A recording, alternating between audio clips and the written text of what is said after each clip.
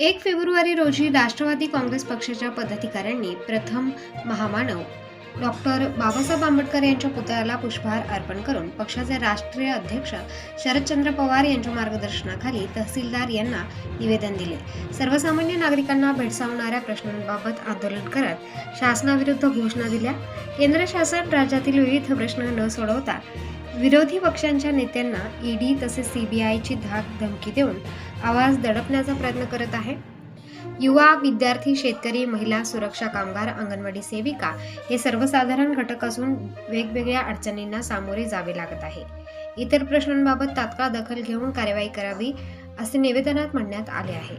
निवेदन व आंदोलन प्रसंगी राष्ट्रवादी काँग्रेस पक्षाचे तालुकाध्यक्ष ईश्वर शांतू गावित, जिल्हा उपाध्यक्ष विकी बिराडे, शहराध्यक्ष फरीद पठाण, विधानसभा अध्यक्ष युसुफ खाटिक, महिला आघाडी शहराध्यक्ष फेमिदा फेन्सी, तालुका उपाध्यक्ष बन्सीलाल बसावे, युवा तालुकाध्यक्ष रमेश राजा शेख, महिला आघाडी सुलोचना पाटील, सुनील गावित यांच्यासह राष्ट्रवादी काँग्रेस पक्षाचे कार्यकर्ते उपस्थित होते।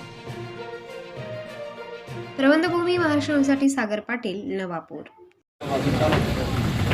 माननीय रोहितदादा पवार यांना ईडीच्या नोटिसाचे समन्स आल्याबद्दल आज संपूर्ण नवापूर राष्ट्रवादीतर्फे आणि आदरणीय शरदचंद्रजी पवार साहेब यांच्या आदेशानुसार नवापूर तहसीलदार येथे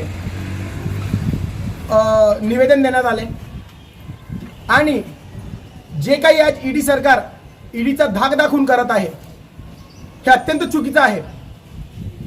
इलेक्शन निवडणुका येत राहतात, तुम्ही लोकांच्या मनावर राज्य करून इलेक्शन लढवा।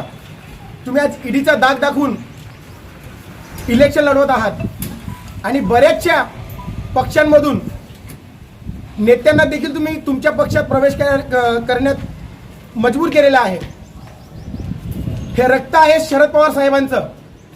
तुम्ही त्यांना नोटीस दिली, ते स्वतः तुमच्या दारी आले, कारण ते चुकीचे नाहीत आणि ते कधी चुकीचे करणार नाही हे संपूर्ण राष्ट्रवादीच्या पदाधिकारी आणि कार्यकर्त्यांना मनापासून खात्री आहे।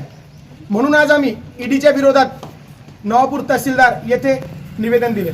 धन्यवाद।